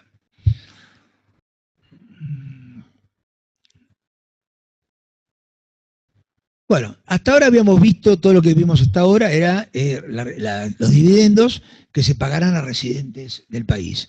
Cuando el dividendo se paga a residentes del exterior, bueno, tiene el mismo tratamiento, 13%, es decir, acá no hay una distinción si el residente del exterior, paga más que el del país, pagan exactamente igual, los dos tienen la misma retención. Acá hay una característica, ¿te acordás que creo que vos lo contaste, Oscar? Ya Oscar está cansado, yo también estoy cansado. Me imagino ustedes que no. Oscar me mira la cara, ustedes no me están viendo en la pantalla. Ahí sí que le doy participación para que no se me duerma Oscar. A ustedes no sé, no puedo hacer nada, pero acá con Oscar los miro a la cara y digo, no te duermas. Vos lo comentaste, que las sociedades del exterior, creo que te tocaba a vos, ¿no? Es decir, la sociedad del exterior, las acciones, se acuerdan que tiene una característica. El accionista de una acción, el accionista del exterior, que tiene acciones argentinas que cotizan en bolsa, y las que no están exentos del impuesto. Entonces, en realidad, él está exento por la utilidad de venta de esas acciones, pero no va a estar exento por el dividendo. Es decir, que... Y tiene el mismo tratamiento, es decir, la única diferencia es que acá tiene una retención como pago único definitivo. Acá la larga es exactamente la misma, porque la otra también es pago único definitivo, de alguna manera, en la que se le retiene el accionista del país. Bueno, esto lo vamos a dejar, quedó ahí colgado. Bueno, y para ir terminando, si un espacio para las preguntas. ¿Tenés preguntas, Oscar? Si no, nos vamos más tranquilos. Acá está lloviendo en Buenos Aires, no sé qué pasa está feo el día, hizo frío, nos abrigamos todos. ¿Trajiste paraguas, Oscar? ¿No? Bueno. ¿Está lloviendo, Diego? Porque así estiramos un poco la chacha, ¿sí? Bueno, entonces vamos. Bueno. Acá hay una figurita que quedó por ahí, en realidad. Muchos colegas que no tienen clientes, muchos colegas empezaron a ver la segunda parte de la ley, porque en realidad empezaron a enterarse que sus contribuyentes, que siempre les había ido mal, tenían mucha plata en el exterior y tenían los fondos, y empezamos a hacer cursos después del blanqueo, después de los 20.000 millones de dólares que se blanquearon, nos fuimos enterando que los portfolios de los clientes eran distintos, entonces empezamos a ver las participaciones en el exterior que tenían. Acá lo que ha hecho la ley, un artículo que siempre estuvo, pero que ahora lo profundizó, que un artículo ahí teóricamente debería, como lo que está en negrito y no se ve, debería tener un título que es transparencia fiscal. ¿eh? En realidad lo que está haciendo la ley es transparentar, ir más allá de la figura, y está teniendo qué pasa con las rentas obtenidas a través de ente del exterior. El artículo 63 contempla que el resultado de un ente o sociedad del exterior debe ser imputado por el sujeto residente al año fiscal en que finalice el ejercicio anual de tales entes.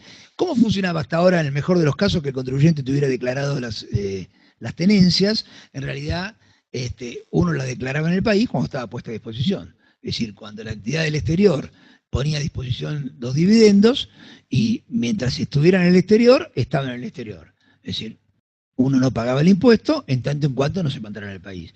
Cuando se mandaran al país, pagaban el 35%, se hacía retención, entraba por banco, etcétera, digamos de cuenta todos aquellos casos que estaba grabado. E incluso, para todos aquellos que blanquearon sociedades, y que blanquearon, es decir, muchos blanquearon sociedades que tenían sociedades, pero muchos blanquearon sociedades porque tenían los inmuebles. Acuérdense que los inmuebles en el exterior había dos maneras de hacerlos: o blanquear la sociedad, o por artículo 39 blanquear el inmueble.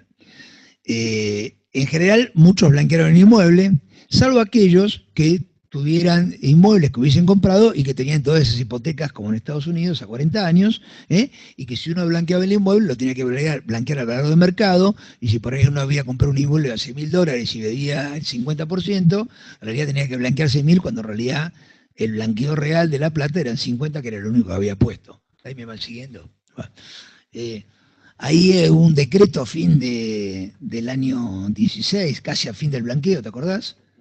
Que no sé qué va a terminar ese decreto.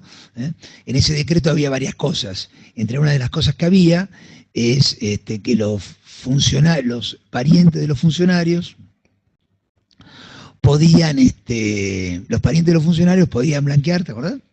Podían blanquear, bueno, creo que es uno de los problemas que tiene Macri si no llega a ser presidente. Podían blanquear en tanto en cuanto las rentas que blanquearan, o los bienes que blanquearan, mejor dicho, fueran anteriores a la asunción de su pariente.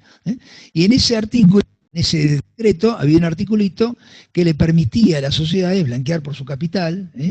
Entonces, muchos aquellos que tenían inmuebles y que tenían un pasivo, en realidad lo que blanquearon la sociedad, porque era mucho más barato blanquear la sociedad que blanquear el inmueble. Hasta ahí estamos de acuerdo, ¿se acuerdan todos? Porque esto de blanqueo parece que fue hace muy poquito, porque parece siglo, ¿no? Bueno, este era el esquema. A nadie le contó, es decir, pues, históricamente muchos aconsejamos esto, hacerlo así de alguna manera, porque en realidad, en tanto en cuanto las utilidades vinieran, estaban grabadas, y si las utilidades no venían, y las utilidades que ellos tenían en el exterior a su vez servían para comprar otro inmueble, o comprar otra cosa, bueno, quedaban en el exterior. Mientras no vinieran al país, y mientras fuera invertido en el exterior, en tanto en cuanto al país, voy a corregirme, si yo distribuía un dividendo, aunque ese dividendo no entrara, ese dividendo está grabado. Pero si la sociedad seguía comprando inmuebles a nombre de la sociedad, que es lo que hacían muchos, en definitiva, esa rentabilidad, que a la larga acrecentaba el bien del contribuyente, pero en forma indirecta, eso no estaba grabado porque no había sido distribuido. ¿Ahí estamos de acuerdo? ¿Me van siguiendo todo? Bueno, esa historia que terminó en marzo del 17 y que blanqueó bienes hasta el 22 de junio del 18, cambió 7 meses después.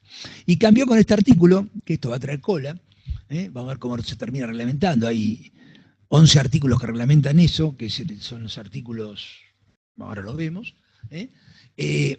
Básicamente tiene dos ítems que son preocupantes. El primero, como les decía, debe ser imputado por el sujeto residente al año fiscal en que finalice el ejercicio anual. Quiere decir que cambia la imputación, y no ya cuando viene, sino en definitiva cuando cierra el ejercicio.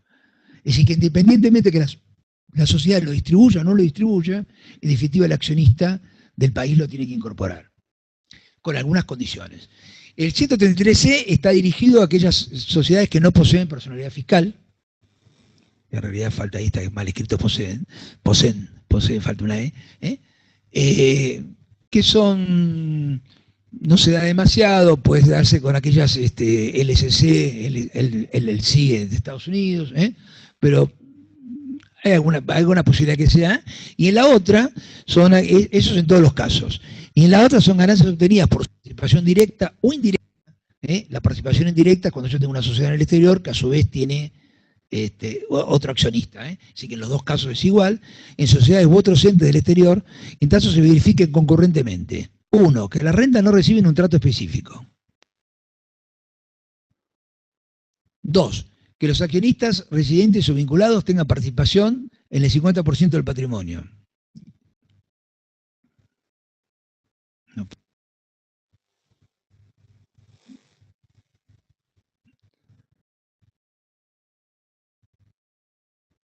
3. Es decir, que los accionistas residentes o vinculados tengan participación en 50%, sin importar el porcentaje de participación, el requisito se considera cumplido si el socio. Primero, si la sociedad está en un país no cooperante, está cumplido. 2. Si dispone de los activos del ente.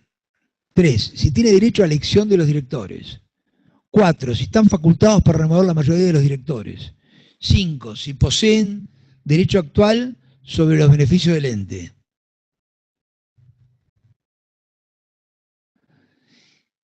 Y que el importe ingresado como impuesto análogo por la sociedad del exterior sea inferior en un 75% del que hubiera correspondido de acuerdo con nuestra ley de impuesto a las ganancias. A ver, vamos a profundizar un poquito esto, no demasiado, pero vamos a mirarlo.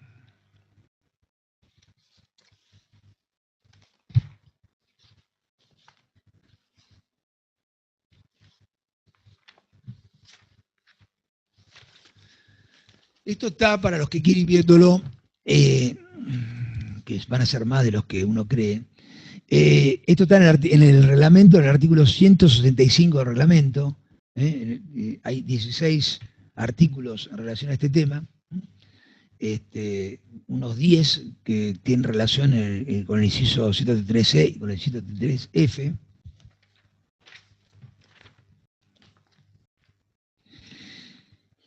Y me parece que cuando se reglamenten, bueno, vamos a tener una charla casi especial sobre esto.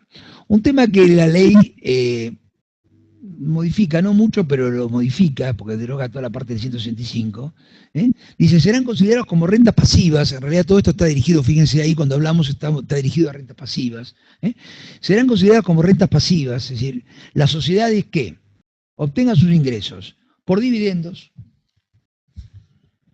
por intereses o cualquier otro tipo de rendimiento, producto de la colocación de capital, por regalías, por rentas provenientes del arrendamiento o cesión temporal de bienes inmuebles, por renta derivada de operaciones de capitalización de seguros, por resultado derivado de la generación de acciones, es decir, todas las sociedades que en definitiva tienen los residentes argentinos. Los residentes argentinos no tienen sociedades operativas, sino todas las sociedades que tienen los residentes, todas. La gran mayoría de los residentes argentinos tienen sociedades con renta pasivas. Es decir, que todas estas sociedades que estamos hablando son estas sociedades que están acá.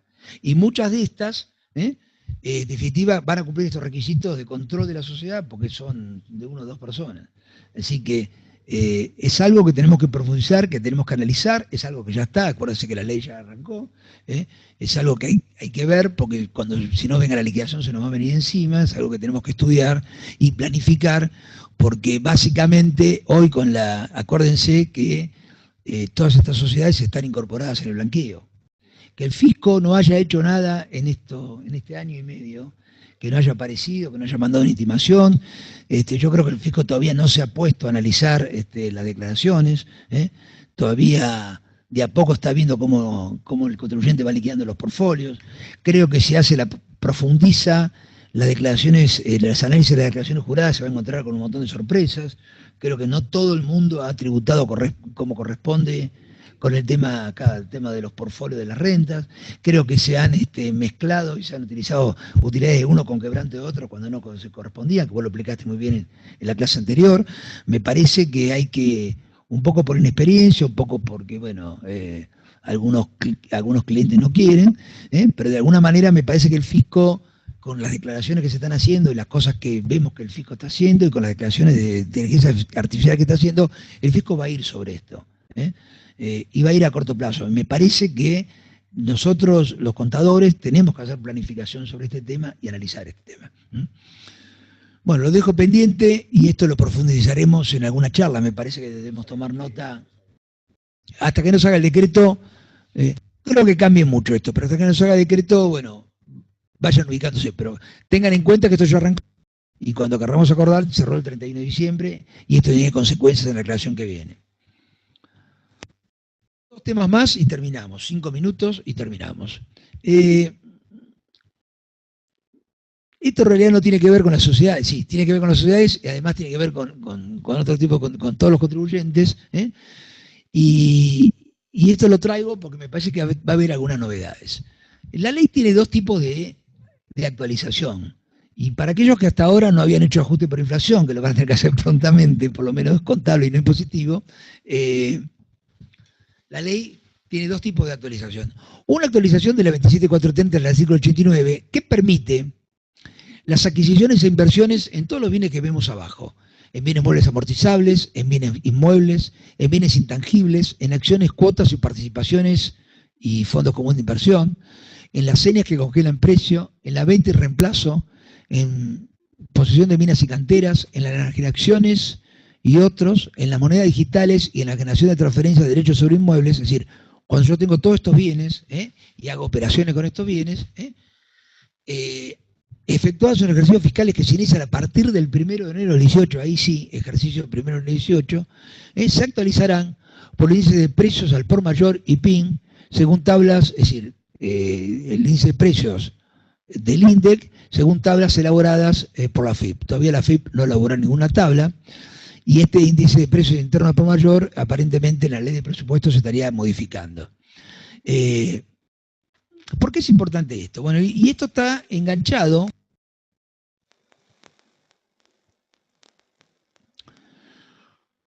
con una reforma que lo deben haber visto en su momento, seguramente con Carlos, del artículo 58, donde los sujetos que deban efectuar el ajuste... No, este es del 95. Bueno. Conclusión. No se actualizan los bienes adquiridos con ejercicios anteriores a la vigencia de la 26430 y sí se actualizan los bienes adquiridos en ejercicios iniciados a partir del 1 del 18. Y acá empieza a jugar una charla que yo voy a tener que dar en 1 mes y medio, que no sé si la voy a dar o no, porque no sé qué es lo que va a pasar, que es el famoso revalúo impositivo. Que primero, si el revalúo impositivo, ¿se acuerdan que se hace por única vez? Se hace por los ejercicios finalizados a partir del 31 de diciembre, es decir, 31 de diciembre, 30 de enero, 31 de febrero, 28 de febrero, 31 de marzo, depende de donde caiga el vencimiento. Entonces, por única vez, es activo, y depende de los bienes del activo que tenga, se paga una tasa del 8 al 15%, y esto tenía un vencimiento en el mes de agosto, y este vencimiento se pasó a... era por los 6 primeros meses, el vencimiento se pasó a febrero del año que viene y no sé en qué va a terminar. Porque en realidad es un negocio que me parece, no sé si vos lo viste, Oscar, es un negocio que me parece que está dirigido a las empresas constructoras, que son las únicas que les sirve realmente, y más con esta inflación mucho más, y no a todo el mundo. De todas maneras, hay un tema importante en el tema del revalúo, es que si yo tengo revalúo impositivo, si no tengo revalúo, los bienes que compré hasta el 31 de diciembre están a valor de mercado, están a valor de costo. Y la actualización que me permite este artículo 89 no es aplicable a estos bienes que yo adquirí antes, porque en realidad no es aplicable, pues son los bienes que inician a partir. Si yo adquirí, y la única manera que sea aplicable esta actualización es para los bienes del 1 de enero o para los bienes que yo revalúo al 31 de diciembre. Entonces, si yo los bienes los revalúo al 31 de diciembre, es decir, tengo valor de costo, pago el revalúo impositivo, lo llevo al 31 de diciembre, luego voy a poder aplicar la actualización del artículo 89. Es decir, que cuando uno analice el tema del impuesto, que después lo vamos a ver en la charla correspondiente, cuando uno analiza el tema del revalúo impositivo, una de las cosas que debe tener en cuenta es que la posibilidad de tener bienes que puedan ser actualizados en el tiempo. El segundo tema que tiene actualidad es el ajuste por inflación. ¿Por qué tiene actualidad? Por ahí ustedes habrán visto algún diario, alguna cosa así. La ley trae en el artículo 95 2 párrafos. Uno dice: el procedimiento puesto en el presente artículo resultará aplicable en el ejercicio fiscal en el cual se verifique un porcentaje de variación del IPIN acumulado en 36 meses anteriores al cierre del ejercicio que se liquida, superior al 100%. Es decir, que a partir del 1 de enero, 100%. Y el segundo párrafo dice, las disposiciones tienen vigencia, ejercicio que inicia a partir del 1 de enero 18, respecto del primer y segundo ejercicio a partir de su vigencia, ese procedimiento será aplicable en caso que la variación acumulada de índice de precios desde el inicio del primero de ellos hasta el cierre de cada ejercicio supere 1/3 o 2/3 respectivamente. Se los traduzco acá. Cuando damos los cursos, vos también lo debes haber dado esto, damos los cursos ya a principio de año, lo planteamos, pero decíamos, bueno, es decir, se aplica entonces cuando se dé un porcentaje de variación de 36 meses anteriores al cierre de ejercicio, pero el primer año de aplicación, el índice tiene que dar, para que se aplique, 33,33. Bueno, cuando arrancábamos, ¿se acuerdan? Nos contaban que la inflación iba a ser del 15. Bueno, la inflación no va a ser del 15, va a ser del 40, 45. Quiere decir que si la inflación es del 40 a 45 y acá no se hace nada, a fin de año se va a poder ajustar por inflación. Porque en realidad el primer ejercicio de variación, que sería este año 2018, va a estar arriba del 33,33. Bueno, muchachos, no se ilusionen. Hay un proyecto de ley que ya tiene estado parlamentario, que arrancó con un 40 y ahora lo cambiaron a un 50, que cambia estos dos artículos que están acá, y en realidad dice que el primer año sea del 50%, y los 2 años posteriores 25 y 25. Con lo que en definitiva, bueno, nos quedan 2 meses, esperemos que no, pero en definitiva, al ser sancionado ese proyecto de ley, que no hay ninguna duda que lo van a sancionar, al ser sancionado el proyecto de ley, no hay ninguna posibilidad, por lo menos en este año 2018, que se aplique el ajuste por inflación. Entonces, esto que dicen los diarios, que bueno, que no lo fundamentaban tanto, se lo fundamento ahora. Bueno, y con esto, habiendo hablado 1 hora 40, y antes que Oscar se me duerma, tengo 2 preguntas. Dale, contame, a ver. ¿Lo conté?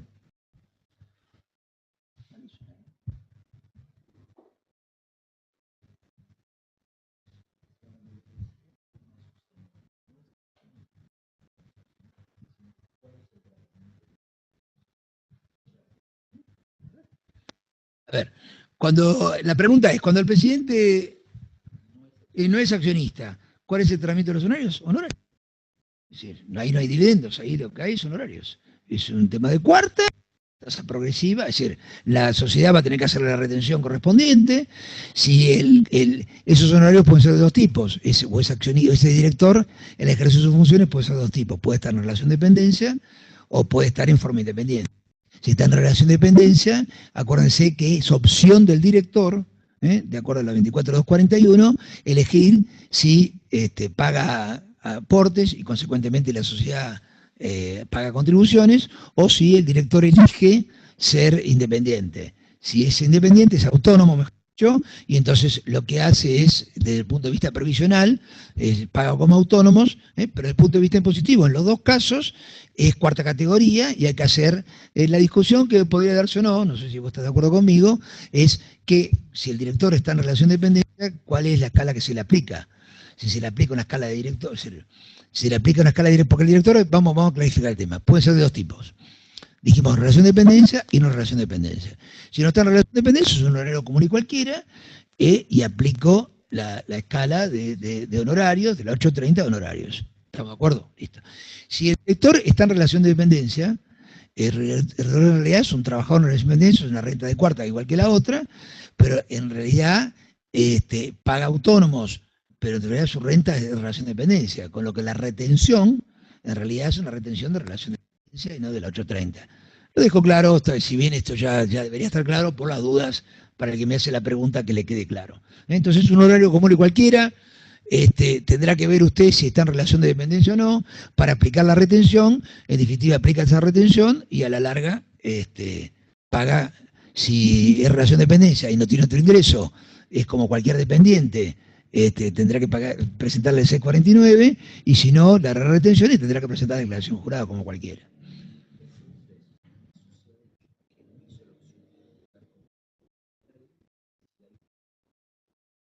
No, si no hizo la opción, acá la pregunta es, la presunción de dividendos se aplican para sociedades de hecho, que no optan para tributar como supuesto capital. Acuérdense que en las sociedades de hecho, juntamente con las colectivas y las unipersonales, es decir, en principio son sociedades del 49 y en principio no son sociedades de capital. Es decir, entonces, ¿cómo pagan? Caben en cabeza de sus propietarios, de sus integrantes, y no pagan en cabeza de la sociedad. Hasta ahora lo teníamos así, y así funcionaba, es decir, todas las utilidades se atribuían distribuidas al fin del ejercicio, cada uno incorporaba la renta en su declaración jurada, las incorporaba como renta tercera o de cuarta, depende cómo sea, y las incorporaba y las sumaba a las otras rentas, deducía mínimo imponible y le pagaba tasa progresiva. Hoy hay una opción, como contamos al principio, de que pueden ser sociedades de capital. Si no hizo la opción, lo que distribuye como utilidades es el mismo tratamiento que dividió. Si no hizo la opción, lo que distribuye utilidades es el mismo tratamiento que tenía hasta ahora, a tasa progresiva y con las retenciones que tenga que corresponder. ¿Está? Bueno, con esto... yo esperé que había hecho esto, me va bien. Bueno, con esto les agradezco mucho. La verdad que ya es duro escuchar a alguien hablando cara a cara. Imagino lo duro que debe ser mirando a alguien por... Igual la pasé muy bien. Hice todo un esfuerzo para que Oscar no se me durmiera. Gracias por la participación. Muchas gracias a ustedes. Nos vemos en cualquier momento. Bueno, muchísimas gracias, Guillermo, brillante como siempre. Y bueno, este ciclo sigue, termina acá Impuesto a las Ganancias, así que las dos próximas reuniones tienen que ver con la Ley 27430, pero en este caso con la reforma de la Ley de Procedimiento, la 11683. Y después, si quedaba esa reunión, como decía Guillermo, veremos revalúo impositivo, qué hacemos en función de lo que pase de acá a fin de año con la revalúo impositivo. Pero en principio acá cerró el ciclo de ganancias y repito, las dos reuniones que quedan son de la reforma de la 11683. Así que muchísimas gracias a todos y muchísimas gracias, Guillermo. Gracias a ustedes, gracias Oscar por estar conmigo.